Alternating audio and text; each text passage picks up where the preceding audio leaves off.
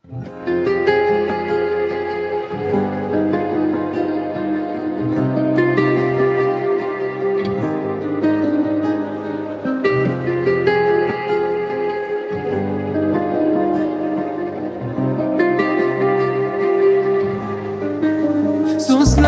mülayim, yanında buldayım.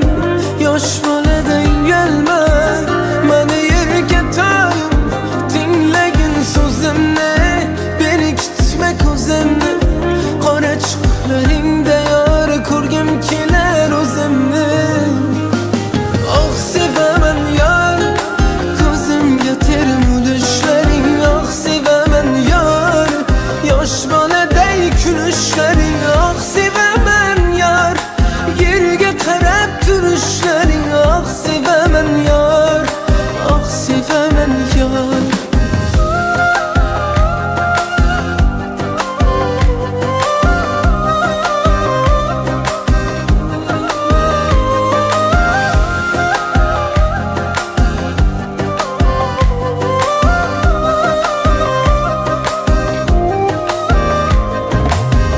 Sana beg'uborliging, menga e'tiborliging. Baxtim kulgani meni, hayotimda borliging. Har daqiqa ko'rsam ham, ko'zim uzmay tursam ham, sog'inaman ne qilay yoningda o'tirsam ham.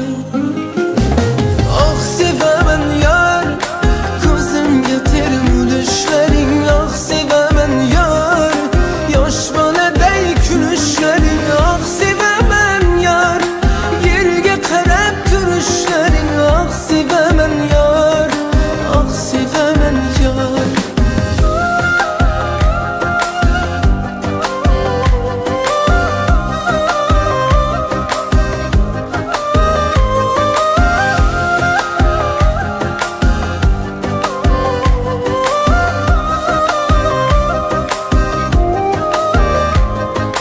Ah sevaman yar, ko'zimga ter mulishlaring. Ah sevaman yar, yosh boladay kulishlaring. Ah sevaman yar, yerga qarab turishlaring. Ah sevaman yar, ah sevaman yar.